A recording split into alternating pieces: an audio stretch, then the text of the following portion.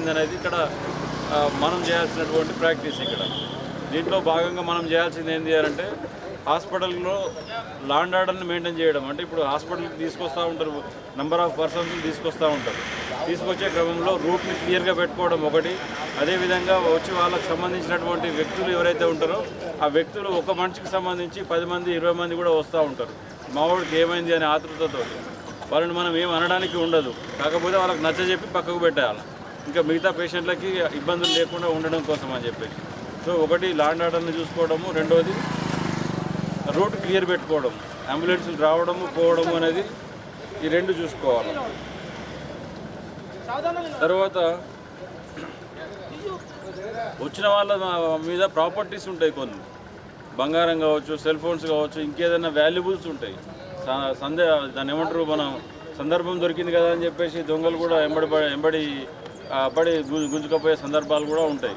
So ప్రాపర్టీని కూడా మనం సేవ్ చేయాల్సినటువంటి అవసరం ఉంటుంది. ఏదైనా రైలు ఇన్సిడెంట్ జరిగింది, మనం ఇదివరకు చూసి ఉంటాం కదా, ఏదైనా యాక్సిడెంట్ జరిగింది, డీరైల్ అయిపోయింది, రైలు పడిపోయింది అని అంటే ఏం చేస్తారు, ఆ చుట్టుపక్కల ఉన్న వాళ్ళు అవకాశం దొరికింది కదా అని చెప్పేసి వాళ్ళ మీద ఉన్నటువంటి చనిపోయిన శవాల మీదకి వెళ్ళి కూడా గుంజుకపోయిన సందర్భాలు ఉన్నాయి.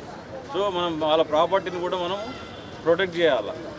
దొంగలు ఎవరు రానియకుండా వచ్చినా కానీ మనం ఏ విధమైనటువంటి జాగ్రత్తలు తీసుకోవాలా. ఇన్ కేసు ఏదైనా పర్సన్ మీద వాల్యుబుల్ ఉన్నది అని అంటే ఆ వాల్యుబుల్స్ని ఫలానా పర్సను ఈ వాల్యుబుల్ అని చెప్పేసి మార్కింగ్ చేసి ఒక సెంటర్ అనేది పెట్టుకుంటాము. ఆ సెంటర్లో డిపాజిట్ చేయాలి. కొంతమంది సెక్యూరిటీ వాళ్ళు కావచ్చు, లేకపోతే ప్రైవేట్ వ్యక్తులు కావచ్చు, యూనిఫామ్ మీద వచ్చి ప్రైవేట్ సెక్యూరిటీ అయినా కానీ వచ్చి మేము డిపార్ట్మెంట్ అని చెప్పేసి పక్కకు పెడతామని చెప్పేసి అట్లా కూడా చేసిన సందర్భాలు ఉన్నాయి. వాళ్ళు తీసుకొని పోవడము, దొంగతనాలు చేయడం జరుగుతుంది. లాస్ట్కి పేరు బదనం ఎవరైతారో యూనిఫామ్ మీద ఉన్న వాళ్ళు అవుతారు. సో అది కాకుండా చూసుకోవాలి మనం. మనకి ఈ ఎన్డీఆర్ఎఫ్ వాళ్ళు ఏదైతే తీసుకొస్తూ ఉంటారో, లేకపోతే వాళ్ళు కొంత వాళ్ళ మెయిన్ రోల్ వాళ్ళది ఉంటుంది కాబట్టి వాళ్ళకి సహాయం కూడా మనం చేయాల్సినటువంటి బాధ్యత మన మీద ఉంటుంది. తర్వాత ఇన్ కేసు ఏదైనా అనుకున్న సంఘటన జరిగింది, చనిపోయినారు, చాలామంది చనిపోతూ ఉంటారు కొన్ని సందర్భాలలో. అనుకున్న సందర్భాలలో నైట్లో ఫ్లడ్స్ వచ్చినప్పుడు వాళ్ళు నిద్రలోనే చనిపోతారు, నిద్రలోనే కొట్టుకుపోతూ ఉంటారు. ఇంకా చిన్నపిల్లలు కావచ్చు, పెద్దవాళ్ళు కావచ్చు, ముసలోళ్ళు కావచ్చు, ఎవరైతే వీకర్ సెక్షన్ ఉంటారో వీకర్ సెక్షన్ అంతా కూడా కొట్టుకుపోయి చనిపోతూ ఉంటారు. వాళ్ళందరినీ ఆకం కూడా ఒక సిస్టమేటిక్గా, అంటే చనిపోయిన వాళ్ళని ఆ డెడ్ బాడీ మెయింటెనెన్స్ కూడా మనకు ఒక డ్రిల్ ఉంటుంది. దాంట్లో ఏంది అని అంటే వచ్చిన వాళ్ళని ఐడెంటిఫై అయితే ఐడెంటిఫైడ్, లేకపోతే ఐడెంటిఫై కాకపోతే ఎక్కడి నుంచి తీసుకొచ్చినారు, ఎవరు తీసుకొచ్చినారు, ఏ ప్లేస్ నుంచి తీసుకొచ్చినారు అనేది మార్కింగ్ చేయాలి. మార్కింగ్ చేసి దానికి ట్యాగ్ వేస్తాము. ట్యాగ్ వేసిన తర్వాత సిస్టమేటిక్గా మార్చురీలో భద్రపరుస్తాము ఎప్పటికీ ఐడెంటిఫై అయ్యేంత వరకు. ఇన్ కేసు ఐడెంటిఫై కాకపోతే మనం డిఎన్ఏ టెస్టులని, లేకపోతే మిస్సింగ్ కేసులు ఏవైతే ఉన్నాయో ఆ ప్రాసెస్కి వెళ్ళిపోతాం. అప్పటిదాకా ఆ బాడీని ఒక సిస్టమేటిక్గా పెట్టించాల్సిన బాధ్యత కూడా మన మీదనే ఉంటుంది. ఈ 4-5 పాయింట్లు మన పోలీస్ పాయింట్ ఆఫ్ వ్యూలో మనం చూసుకోవాలి. ఇది ఇక్కడ ఇప్పుడు ప్రస్తుతం ఈరోజు మనం ఇక్కడ దీంట్లో భాగంగా, ఈ డ్రిల్లో భాగంగా మనం ఈ పనులు చేస్తాం. ఓకే, దీంట్లో మనం ఇప్పుడు 4 టీమ్స్గా మనం ఈ 4 టీమ్స్గా డివైడ్ అవుతాము. ఒకటి ఈ లా అండ్ ఆర్డర్ మెయింటైన్ చేసుకోవడానికి ఒక టీము. ఇప్పుడు ఎస్ఐ గారు ఉంటారు, ఎస్ఐ గారితో పాటు ఒక 4 ఉంటారు ప్రస్తుతానికి. అదేవిధంగా ఈ ట్రాఫిక్ రెగ్యులేషన్కి కూడా ఎస్ఐ గారితో పాటు ఇంకొక 5-6 ఉంటారు. అట్లనే మన మార్చురీకి సంబంధించి కూడా ఒక 4 అక్కడ డిప్యూట్ అవుతాం. ఇప్పుడు 4 కానీ 5 కానీ ఉన్న స్టాఫ్ని 4 టీమ్స్గా డివైడ్ అయ్యి దాన్ని చూసుకుంటూ ఉంటాం. అట్లనే ఇక్కడ ఏదైతే ఉంటుందో మనకి రిసెప్షన్ కౌంటర్ కావచ్చు, లేకపోతే ఎమర్జెన్సీ కౌంటర్ ఏదైతే ఉంటుందో అక్కడ ఒక టీం ఉంటుంది. ఈ 4 టీమ్స్గా డివైడ్ అవుతాం. సురేష్, మీరు ఇప్పుడు దీంట్లో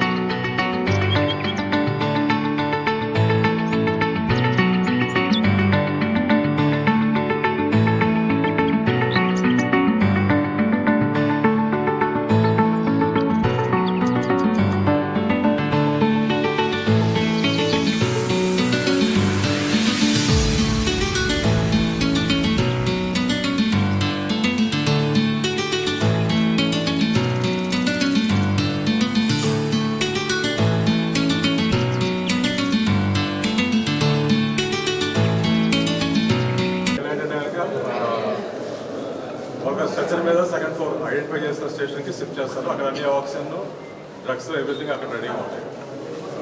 థర్డ్ బాల్ ఏంటంటే ఎల్లో కంట్రోల్ షిఫ్ట్.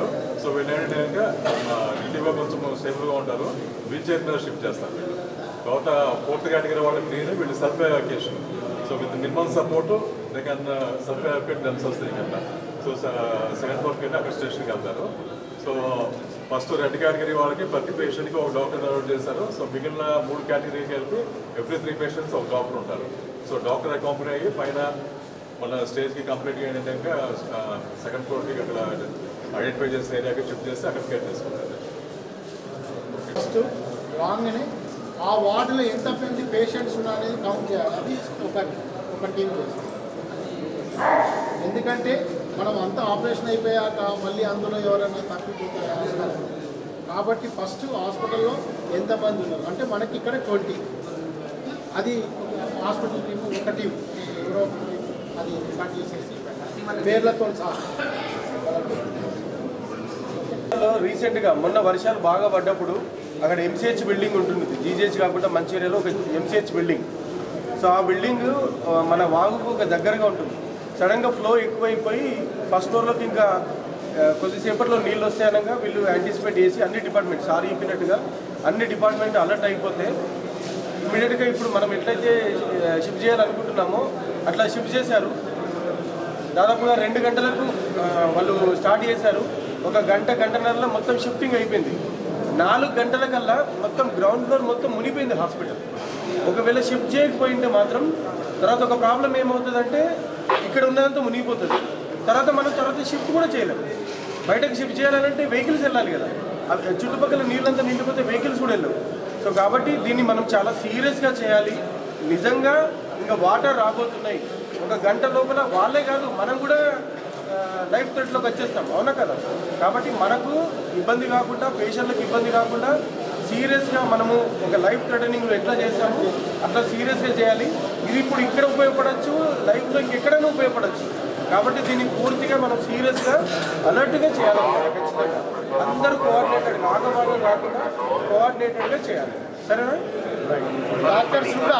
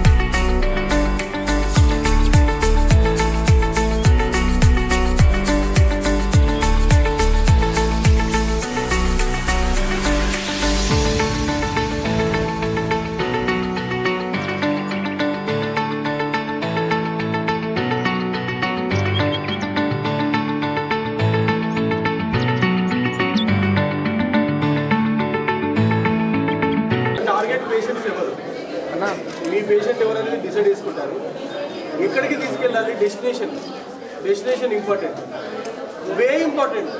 మీకు ర్యాంప్ ఏడుంటుందో తెలియదు అనుకో, మొత్తము కోటిలో తిరిగినట్టు తిరిగితే నడదు కదా. ఒక రూట్ తప్పిన ఇంకో రూట్ తప్పిన ఇంకో emergency patient, oxygen dependent patient, నిమిషాల్లో ప్రాణం పోయే అవకాశం అవునా కదా.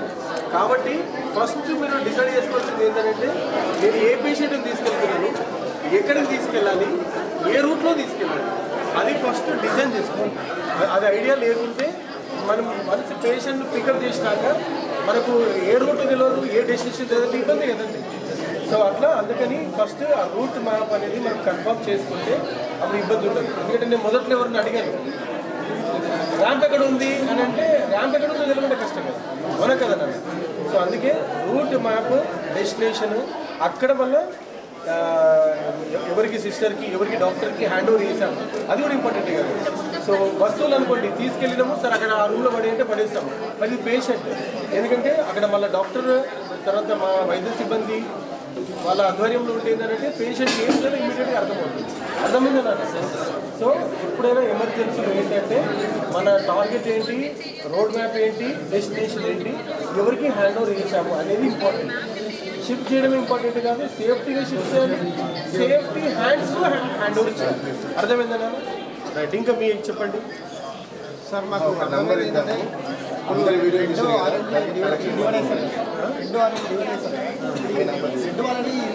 రిహాబిలిటేషన్ సెంటర్ తీసుకోవడం చూస్తారు కాబట్టి ఎందుకంటే వాళ్ళకి ఇక్కడ తాత్కాలిక ఉపశమనం తప్ప రెండు వాళ్ళంటే ఆల్మోస్ట్ దగ్గర ఉంటుంది. ఇక్కడ తీసుకొస్తే వాళ్ళకి తాత్కాలిక ఉపశమనం ఉంటారు తప్ప గవర్నమెంట్ తీసుకుంటారు. వాళ్ళ రెండు వాళ్ళని అంబులెన్స్లో బయటకు ఎవాక్యుయేట్ చేయడం బెస్ట్. ఆ రెండు వాళ్ళని ఇక్కడ వస్తే వాళ్ళు దగ్గర సర్వైవ్ అంటే ఇప్పుడు ఫ్లడ్లో ఏంటంటే ఆ రెండు వాళ్ళను బయటకి ఎందుకు షిఫ్ట్ చేసినామంటే, ఫ్లడ్లో ఎలక్ట్రిసిటీ డిపార్ట్మెంట్ వాళ్ళు ఎలక్ట్రిసిటీ తీసేస్తున్నారు. ఎలక్ట్రిసిటీ తీసేసారు అంటే వెంటిలేటర్ పనిచేయవు, మెషిన్లు పనిచేయవు, మానిటర్లు పనిచేయవు. వాళ్ళని ఇక్కడ మనం పైన షిఫ్ట్ చేసుకొని లాభం లేదు. అందుకని వాళ్ళు వెంటిలేటర్ మేనేజ్మెంట్ కాబట్టి తర్వాత ఇది కాబట్టి వాళ్ళను మనం బయటకు షిఫ్ట్ చేసినాం. ఎందుకంటే ఎక్కడన్నా బయట హాస్పిటల్లో ఫ్లడ్ ఎక్కడ వచ్చే ఛాన్స్ తక్కువ ఉందో అక్కడికి షిఫ్ట్ చేసేస్తున్నాం. అక్కడ గవర్నమెంట్ ఉంటే గవర్నమెంట్, ప్రైవేట్ ఉంటే ప్రైవేట్. అది కూడా ఇక్కడ టీమ్ లీడర్ చెప్తారు మీకు ఏ పేషెంట్ని ఏ హాస్పిటల్కి తీసుకెళ్తున్నాము, అక్కడ ఎవరికి హ్యాండ్ ఓవర్ చేస్తున్నాము. ఇదంతా ఒక ఇన్సిడెంట్ మేనేజర్, ఇన్సిడెంట్ కమాండర్ ఉంటారు. ఇన్సిడెంట్ కమాండర్ కింద మళ్ళీ మీరందరూ ఇప్పుడు ఒక్కొక్క దానికి టీమ్ లీడర్ ఉన్నారు. రెడ్కి ఒక టీమ్ లీడర్, ఎల్లోకి ఒక టీమ్ లీడర్ ఉన్నారు, ఆరెంజ్కి ఉన్నారు, గ్రీన్కి ఉన్నారు. సో మీరు టీమ్ లీడర్స్ ఏంటంటే ఇన్సిడెంట్ కమాండర్ తోటి కోఆర్డినేట్ చేసుకుంటూ ఏ పేషెంట్ని ఏ హాస్పిటల్ తీసుకెళ్తున్నాం అనేది కూడా ఇంపార్టెంట్. అదే చెప్పినా కదా మంచిర్యాల ఇన్సిడెంట్ అదే జరిగింది. సో అది ఎమర్జెన్సీగా ఫస్ట్ టైం జరిగినప్పుడు ఏమైందంటే ఈవెన్ ఆటోలు, కార్స్, ఇండివిజువల్ కార్స్ అన్నీ వచ్చినాయి అనమాట. అంబులెన్స్ కూడా సరిపోవు కదా అంతమంది పేషెంట్. 300 మంది పేషెంట్లు ఉన్నట్టు 300 అంబులెన్స్ ఉంటావు కదా. సో అప్పుడు మన కార్స్ అయితే కార్స్, అంబులెన్స్ అయితే అంబులెన్స్, అదర్ వెహికల్స్, ఆటో ఏదైనా యూజ్ చేసి షిఫ్ట్ చేయడం అనేది జరిగిందన్నమాట. అంటే మనము ఇప్పుడు మనం తెలుసుకున్నాము, జనరల్ పబ్లిక్ కూడా అవేర్నెస్ తేవాలి. జనరల్ పబ్లిక్ కూడా ఇట్లాంటి టైంలో మనము పానిక్ కాకుండా సో ఏ పేషెంట్స్ ఎట్లా షిఫ్ట్ చేయాలి, ఎలా చేయాలి అనేది జనరల్ పబ్లిక్ కూడా అవగాహన ఇవ్వాలనే ఉద్దేశంతో ఇప్పుడు మనం ఇది వీడియో రికార్డ్ చేసి జనరల్ పబ్లిక్ కూడా అవగాహన చేయడానికి తీసుకొస్తాం. అర్థమైందండి? సరే, ఒక చిన్న నోటీస్.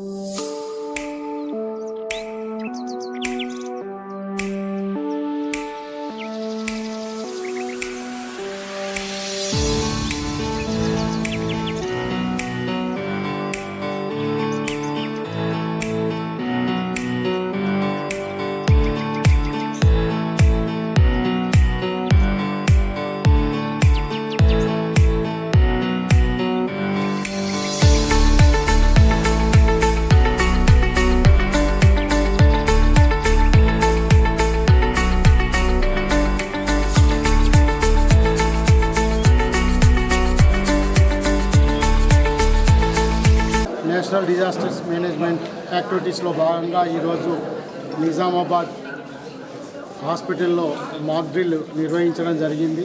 ఇందులో భాగంగా మాకు 9:30కి ఈఓసి ఎమర్జెన్సీ ఆపరేషన్ సెంటర్ నుంచి ఫోన్ కాల్ రాగానే ఇట్లా హాస్పిటల్లో ఫస్ట్ ఫ్లోర్లో ఇరిగేషన్ డిపార్ట్మెంట్కి వార్నింగ్ వచ్చింది, ఫ్లడ్ వాటర్ ఎంటర్ అయ్యే అవకాశం ఉందని చెప్పడం జరిగింది. ఇమ్మీడియట్గా మేము incident commander, sub regional magistrate, RDO respondent, stakeholder departments అయిన irrigation, electricity, police department, SDRF, fire and hospitals అందరినీ కూడా అలర్ట్ చేయడం జరిగింది. వితిన్ 30 minutesలో మేము హాస్పిటల్స్ ఆల్ డిపార్ట్మెంట్స్ చేరుకొని ఒక టీమ్స్ స్టేకింగ్ ఏరియాని ఫామ్ చేశాము. స్టేకింగ్ ఏరియాలో మాకు కావాల్సిన ఎక్విప్మెంట్ అన్ని జమ చేసేసి like stretchers, wheelchairs, oxygen cylinders, medicines etcetera అందరినీ ప్రొవైడ్ చేసేసి ఒక ప్లాన్ అనేది యాక్షన్ ప్లాన్ అనేది ప్రిపేర్ చేశాము. అందులో భాగంగా SDRFకి మొత్తం ఒక పేషెంట్స్ని 20 మంది ఉంటే వాళ్ళందరినీ కూడా 4 టీంలుగా చేయడం జరిగింది. ఈచ్ టీంలో 5 మెంబర్స్ ఉన్నట్టు ఒక టీం మెంబర్ వచ్చి వాళ్ళకి ఎమర్జెన్సీ పేషెంట్స్కి రెడ్ కార్డ్ ఇవ్వడం జరిగింది. అలాగే కొంచెం తక్కువ ఎమర్జెన్సీ ఉన్న వాళ్ళకి ఆరెంజ్, ఆ తక్కువ కేటగిరీ వాళ్ళకి ఎల్లో, తర్వాత ఆ తక్కువ వాళ్ళకి గ్రీన్గా ఇచ్చేసి ఒక టీమ్స్ ఫామ్ చేసాం. అలాగే కంట్రోల్ రూమ్ ఏర్పాటు చేసాం. కంట్రోల్ రూమ్లో ఇరిగేషన్ డిపార్ట్మెంటు, ఎలక్ట్రిసిటీ, రెవెన్యూ వాళ్ళందరూ ఉన్నారు. తర్వాత ఇమీడియట్ టీంలంతా హాస్పిటల్ రాగానే ఎలక్ట్రిసిటీ డిపార్ట్మెంట్ వాళ్ళు పవర్ స్విచ్ ఆఫ్ చేశారు. స్విచ్ ఆఫ్ చేసేసి SDRF వాళ్ళు ఆపద్మిత్ర వాళ్ళ సహాయ సహకారాలతో పేషెంట్స్ని ఫస్ట్ ఎవరైతే సీరియస్ పేషెంట్స్ ఉన్నారో వాళ్ళని గ్రౌండ్ ఫ్లోర్ ద్వారా స్ట్రెచ్చర్ల ద్వారా అంబులెన్స్లోకి తరలించి వేరే హాస్పిటల్స్కి షిఫ్ట్ చేయడం జరిగింది. మిగతా కేటగిరీ ఆరెంజ్ పేషెంట్స్ని మేము సెకండ్ ఫ్లోర్లో ఒక టెంపర్ స్పెషల్ వార్డు క్రియేట్ చేసేసి అందులోకి ఆ టీం ద్వారా త్రూ ర్యాంప్ ద్వారా వాళ్ళని స్ట్రెచర్స్ ద్వారా తరలించడం జరిగింది.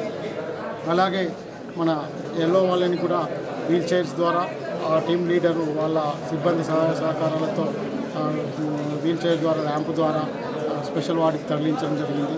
అలాగే గ్రీన్ టీం లీడరు వాళ్ళకి సంబంధించిన పేషెంట్స్ని కూడా వాళ్ళందరినీ కూడా మెట్ల ద్వారా వాళ్ళు నడవగలిగే స్థితిలో ఉన్నారు కాబట్టి వాళ్ళందరినీ కూడా మెట్ల ద్వారా స్పెషల్ వార్డుకి తరలించడం జరిగింది. వీళ్ళందరికీ కూడా డాక్టర్స్ని కూడా అసైన్ చేశాం.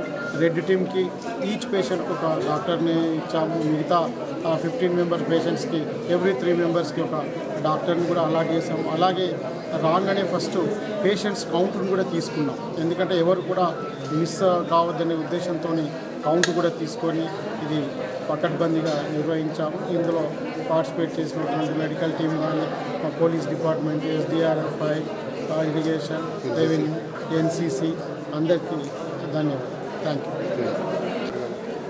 ఈరోజు ఫ్లడ్స్ వచ్చినప్పుడు మేనేజ్మెంట్ ఫ్లడ్ డిసాస్టర్స్ వచ్చి మనకి హాస్పిటల్లో గ్రౌండ్ ఫ్లోర్ ఏమైనా సబ్మెర్జ్ అయినప్పుడు సో అక్కడ పేషెంట్స్ని పైకి సేఫ్ ప్లేస్కి షిఫ్ట్ చేయడం గురించి ఈరోజు మాక్ డ్రిల్ నిర్వహించాం దాని కింద.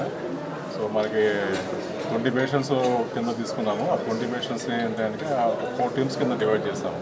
అందులో రెడ్ అనేది ఎమర్జెన్సీ. సో పేషెంట్స్ సీరియస్గా ఉన్నారు, ఆక్సిజన్ రిక్వైర్మెంట్ ఉంది, వీళ్ళని స్ట్రెచర్ మీద బయట అంబులెన్స్కి మనం షిఫ్ట్ చేయాలి, కింద అంబులెన్స్ నుంచి బయట తీసుకెళ్ళాలి. రెండో టీం ఆరెంజ్, వీళ్ళు హై ప్రయారిటీ కేసెస్, వీళ్ళకి కూడా ఆక్సిజన్ రిక్వైర్మెంట్ ఉంటుంది, వీళ్ళని కూడా ఏంటంటే స్ట్రెచర్ మీద షిఫ్ట్ చేయాలి. వీళ్ళని సెకండ్ ఫ్లోర్లో మనం ఒక స్పెషల్ వార్డు క్రియేట్ చేసి ఆ వార్డు షిఫ్ట్ చేయడం జరిగింది కింద. మూడో కేటగిరీ ఆరెంజ్ కింద. సో కంట్రోల్ షిఫ్ట్, వీళ్ళు ఏంటంటే కొంచెం వీల్ చైర్ మీద రిలేటివ్గా స్టేబుల్గా ఉంటారు, వీల్ చైర్ మీద మనం సెకండ్ ఫ్లోర్ షిఫ్ట్ చేయడం జరిగింది. నాలుగోది గ్రీన్ కేటగిరీ. ఆ గ్రీన్ కేటగిరీ వాళ్ళు రిలేటివ్గా స్టేబుల్గా ఉంటారు బాగానే. సో వాళ్ళు ఏంటంటే సెల్ఫ్ ఎవాక్యుయేషన్ వాళ్ళకి ఒక డాక్టర్ని 5 కలిపి ఒక డాక్టర్ని ఇచ్చేయడం జరిగింది.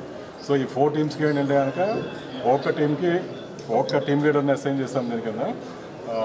సో వాళ్ళు ఏంటంటే ఆ కంప్లీట్ ఎవాక్యుయేషన్ అంతా వాళ్ళు చూసుకున్నారు దీని కింద. సో ఫస్ట్ రెడ్ టీంలో ఏంటంటే 5 డాక్టర్స్, ఈచ్ పేషెంట్కి ఒక డాక్టర్ని అలౌట్ చేస్తాం దీని కింద. సో ఆరెంజ్లో ఏంటంటే 2 పేషెంట్స్కి ఒక డాక్టర్ నేను. సో సిమిలర్లీ ఎల్లో పేషెంట్స్ కూడా అలాగే అరేంజ్ చేస్తాము. చివరిన గ్రీన్ పేషెంట్స్కి ఏంటంటే అందరికీ ఒక డాక్టర్ని చేస్తాం. ఈ టీమ్ లీడర్స్ అందరూ ఏంటంటే కోఆర్డినేషన్తో ఈ SDRF, NCC, మిగిలిన ఎలక్ట్రిసిటీ, ఇరిగేషన్, మొత్తం police department, so revenue, so plus health department, so all teams కోఆర్డినేషన్తో వీళ్ళు ఏంటంటే వితిన్ 25 మినిట్స్లో వీళ్ళ కంప్లీట్ ఎవాక్యుయేషన్ జరుగుతుంది. వాళ్ళ నిర్దేశించిన ప్రదేశాల్లో అంబులెన్స్ అయితే అంబులెన్స్, సెకండ్ ఫ్లోర్ అయితే సెకండ్ ఫ్లోర్, వాళ్ళని అక్కడ ఫిట్ చేసి కావాల్సిన మెజర్మెంట్స్ తీసుకోవడం జరిగింది కింద. సో ఈ ప్రాసెస్ మొత్తం అంటే కనుక మనకి చాలా ఫాస్ట్గా 25 మినిట్స్లో అయిపోయింది. సో ఈ ప్రోగ్రాంలో పార్టిసిపేట్ చేసిన అందరికీ నా ధన్యవాదాలు. Thank you. ఈరోజు డిజాస్టర్ మేనేజ్మెంట్లో భాగంగా మన నిజామాబాద్ ప్రభుత్వ ఆసుపత్రిలో ఇటు మెడికల్ విభాగము, అదేవిధంగా రెవెన్యూ విభాగము, పోలీస్ డిపార్ట్మెంట్, ఫైర్ డిపార్ట్మెంట్, అదేవిధంగా NCC, తర్వాత SDRF, ఎలక్ట్రిసిటీ డిపార్ట్మెంట్ అండ్ అన్ని శాఖలకు సంబంధించి ఈరోజు మాక్ డ్రిల్ అనేది నిర్వహించడం జరిగిందండి. అంటే ఈ మధ్య కాలంలో మనకు వరదలు ఇలాంటివి రావడం అనేది సర్వసాధారణంగా జరిగే అవకాశం ఉంటుంది కాబట్టి, ఎందుకంటే విపత్తు జరిగినప్పుడు ఎవరు మేము ఊహించలేము. అలాంటి సందర్భాలలో మనము ఇది ఎలా చేయాలి, అట్లాంటి సిచ్యువేషన్ వచ్చినప్పుడు ఎలా చేయాలనే ఉద్దేశంతో ఈరోజు చేశాము. ఇంతకుముందే మన సార్ వాళ్ళు చెప్పినట్టుగా ఇక్కడ ఏంటంటే ఈ మెడికల్ విభాగము ఇతరత్ర శాఖల విభాగాలే కాకుండా మామూలుగా మన పబ్లిక్ కూడా దీని పట్ల పూర్తి అవగాహన ఉండాలనే ఉద్దేశంతో ఈ కార్యక్రమం అనేది చేయడం జరుగుతుందండి. ఎందుకంటే సాధారణ ప్రజలు కూడా దీని పట్ల అవగాహన ఉండాలి. ఇట్లాంటి ఎమర్జెన్సీ సిచ్యువేషన్ వచ్చినప్పుడు మనము ఇంతకుముందు చెప్పినట్టుగా ఒక రెడ్ కలర్ అంటే వెంటిలేటర్ మీద అయితే ఎవరైనా ఉన్నారో, ఆపరేషన్ అప్పుడే అయిపోయి కదలలేని పరిస్థితులు ఉన్నారు, డెలివరీకి సంబంధించి ఆపరేషన్ అయిన వాళ్ళు ఉంటారు. సో ఇట్లాంటి వాళ్ళను మనం రెడ్ కేటగిరీ కింద చేసేసి వాళ్ళకు ఒక్కొక్కరికి ఒక డాక్టర్ను ఒక సిస్టర్ని అప్పేసి ఏ హాస్పిటల్కి షిఫ్ట్ చేయాలి, ఎక్కడికి షిఫ్ట్ చేయాలి అనేది పకడ్బందీగా వాళ్ళను రెడ్ కలర్ వాళ్ళని షిఫ్ట్ చేయాల్సి ఉంటుంది. తర్వాత ఆరెంజ్ కలర్ వాళ్ళంటే ఆక్సిజన్ మీద ఉండే అవకాశం ఉంటుంది. వాళ్ళకి స్ట్రెచ్చర్ మీద ఒకరు ఆక్సిజన్ పట్టుకోవాలి, ఒకరు ఫ్లూయిడ్ పట్టుకోవాలి. ఆ పేషెంట్ను ఏ వార్డు నుంచి ఏ వార్డుకు మనం షిఫ్ట్ చేస్తున్నాము, ఏ ఫ్లోర్ షిఫ్ట్ చేస్తున్నాము, ర్యాంప్ ఎక్కడ ఉంది అనేది పూర్తి అవగాహనతోటి వాళ్ళు ఎలా చేయాలనేది వాళ్ళకు ట్రైనింగ్ ఇచ్చి అది ఇప్పుడు చేయడం జరిగింది. అదేవిధంగా దాని తర్వాతది ఎల్లో కలర్, సో దాంట్లో కొంచెం తక్కువగా ఉంటుంది. సో వాళ్ళను కూడా ఆ ర్యాంప్ ద్వారా అంటే వీల్ చైర్లో వాళ్ళని ఎలా షిఫ్ట్ చేయాలనేది. గ్రీన్ కలర్ ఏంటంటే వాళ్ళు ఎవరైనా పట్టుకొని వెళ్ళగలుగుతారు, కానీ వాళ్ళు ఎక్కడికి వెళ్ళాలి, ఎలా వెళ్ళాలి అనేది కూడా పూర్తి స్థాయిలో ఒక ఇన్సిడెంట్ కమాండర్ ఉంటారు, ఒక టీమ్ లీడర్ ఉంటారు. ఆ టీమ్ లీడర్ కింద మిగతా సబ్ గ్రూప్స్ టీమ్స్ ఉంటాయి. ఎవరెవరు ఏ పని చేయాలి ఆగమాగం కాకుండా, ఇట్లాంటిది ఏమైనా ఎదురైనప్పుడు ఆగమాగం కాకుండా మనము సిస్టమాటిక్గా ఎలా చేయాలి, పేషెంట్ని ఎలా షిఫ్ట్ చేయాలి. ఎందుకనంటే మనకు ఎక్కడికి వెళ్ళాలో తెలియకపోతే ఎమర్జెన్సీ పేషెంట్లు వెంటిలేటర్ ఉన్న పేషెంట్ను మధ్యలోనే మనము చనిపోయే అవకాశం ఉంటుంది. సో అలా కాకుండా జాగ్రత్తగా దీన్ని ప్లాన్ చేయడం ఎలా, అన్ని శాఖల సమన్వయంతో ఎలా అనేది ఈరోజు ఈ కార్యక్రమం నిర్వహించడం జరిగిందనండి. సో దీని ద్వారా అలాంటి సందర్భాల్లో ప్రజలు కూడా సహకరించాలి. అందరూ కూడా సహకరిస్తేనే, అన్ని శాఖల వాళ్ళు సహకరిస్తేనే ఇలాంటి ప్రోగ్రామ్ అనేది ఎమర్జెన్సీ సిచ్యువేషన్ వచ్చినప్పుడు అందరం కలిసికట్టుగా పనిచేసే అవకాశం ఉంటుంది. ఇంతకుముందే మన మిత్రులు చెప్తున్నారు, మొన్ననే కామారెడ్డి జిల్లాలో కూడా ఇలా జరిగింది, అంతకుముందు మంచిర్యాల జిల్లాలో జరిగింది. చాలా చోట్లలో ఇలాంటివి జరుగుతూనే ఉంటాయి. ఇది ఎక్కడో జరుగుతుందని ఏం లేదు, మన దగ్గర కూడా ఎప్పుడైనా జరగవచ్చు, లేదా మనము ఇక్కడ నుంచి ట్రాన్స్ఫర్ ఇంకో దగ్గరికి వెళ్ళినా ఇది ఉపయోగపడవచ్చు. కాబట్టి ఇలాంటివి మనం మాక్ డ్రిల్ అనేది రెగ్యులర్గా చేయడం వల్ల ఎమర్జెన్సీ వచ్చినప్పుడు ఎలా చేయాలనేది. సో మన సిబ్బంది మాత్రం రెడ్ కలర్ షిఫ్ట్ చేసేటప్పుడు చాలా పకడ్బందీగా, సీరియస్గా, చాలా పర్ఫెక్ట్గా వితిన్ 5 minutesలో 5 పేషెంట్ని అంబులెన్స్లోకి షిఫ్ట్ చేశారండి. అంటే really hats up to all of them. తర్వాత ఆరెంజ్ కానీ ఎల్లో కూడా చాలా పకడ్బందీగా వార్డుకి షిఫ్ట్ చేయడము. మొత్తం 20-25 నిమిషాల్లో మన ఆర్డీఓ సార్, అదేవిధంగా మన సూపరింటెండెంట్ సార్, మన పోలీస్ డిపార్ట్మెంట్, ఇతర శాఖల అందరి సమన్వయంతో చాలా పకడ్బందీగా అందరూ చేశారు. మన మీడియా మిత్రులందరికీ కూడా ఈ సందర్భంగా అందరికీ పేరు పేరున ధన్యవాదాలు. ఒక నిమిషం. ఈరోజు రాష్ట్ర వ్యాప్తంగా జరుగుతున్నటువంటి ఈ మాక్ డ్రిల్ డిజాస్టర్ మేనేజ్మెంట్లో ఒక అవగాహన కోసం వివిధ స్పాట్లలో రాష్ట్ర వ్యాప్తంగా జరుగుతున్న ఈ కార్యక్రమంలో ఎన్సీసీ విద్యార్థులను కూడా ఇందులో భాగస్వామ్యం కోరడం జరిగింది. నిజామాబాద్ 12వ తెలంగాణ బెటాలియన్ నుంచి 26 మంది ఎన్సీసీ క్యాడెట్లు, 2 ఏఎన్ఓలను కూడా పాల్గొనడం జరిగింది. ముఖ్యంగా ఎన్సీసీ క్యాడెట్లకు డిజాస్టర్ మేనేజ్మెంట్ అనేది ఒక టాపికే సిలబస్లో భాగంగా ఉంటుంది. దానికి ప్రాక్టికల్గా ఆయా కార్యక్రమాలు అవగాహన కల్పిస్తారు. కానీ ఇక్కడ ఈరోజు ప్రత్యేకత రియల్ సిచ్యువేషన్గా ఒక హాస్పిటల్లో ఇంతమంది పేషెంట్ల మధ్య ఇన్ని శాఖల సమన్వయంతో ప్రాక్టికల్గా అనుభవాన్ని పిల్లలు తెలుసుకోగలిగినారు. ఈ కార్యక్రమంలో మేము పార్టిసిపేట్ అయినాము. నిజంగా థియరీ కంటే కూడా ప్రాక్టికల్ మంచి అనుభవాన్ని ఇస్తుంది అంటారు. అది ఈరోజు ప్రూఫ్ అయింది. పేషెంట్లను మామూలు వాళ్ళని షిఫ్ట్ చేయడం కష్టం అంటే పేషెంట్లను ఒక హాస్పిటల్లో ఇన్ని డిపార్ట్మెంట్ల సమన్వయం కూర్చి చేయడం అనేది ఈ ఆపరేషన్లో మేము కూడా భాగస్వామ్యమైనందుకు హ్యాపీగా ఫీల్ అవుతున్నాం. ధన్యవాదాలు సార్.